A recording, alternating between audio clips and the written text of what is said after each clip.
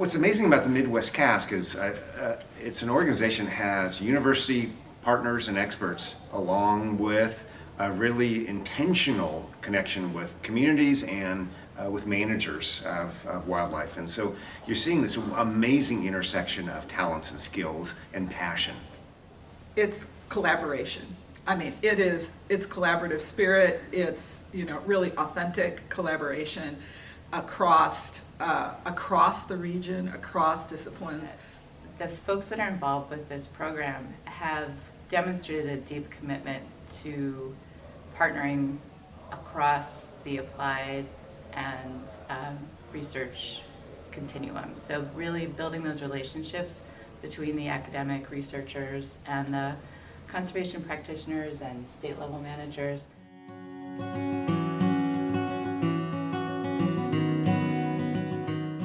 I think it would be great to see some kind of policy change. I don't know if that would be at a federal level or a state level, even local level, but something that can translate all the work that's being done to some sort of policy outcome that can change behaviors and really make a difference in the long term. Providing work in a way that it can be used and improve conservation outcomes really in the near term.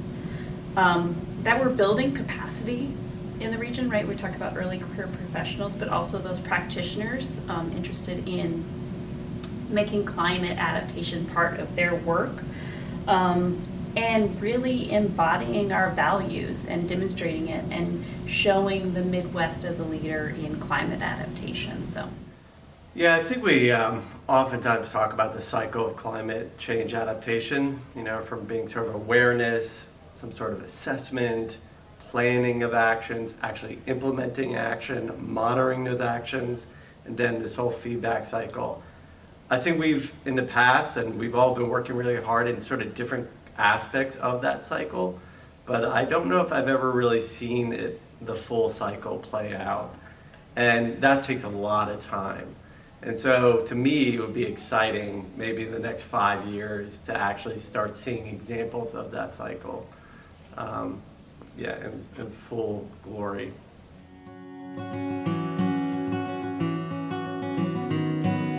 Adaptation is going to be local in a lot of cases.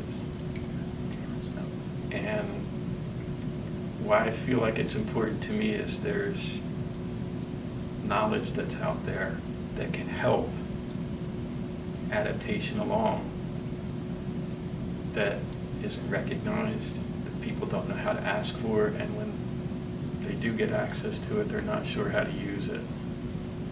So beyond advocating for the inclusion of tribal folks into the operation of the CASC, I feel like part of the reason I'm here is to try and be a little bit of that bridge between the two cultures.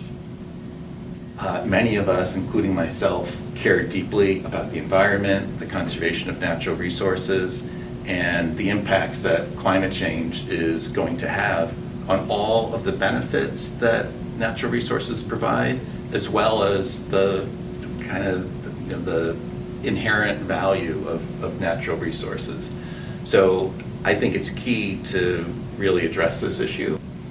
I acknowledge that we need to stop climate change at its source, but I think that there's quite a lot that if we pursue it thoughtfully, often at a local scale, we can mitigate some of those effects. At least we can do our best, and I want to be part of putting science to that work.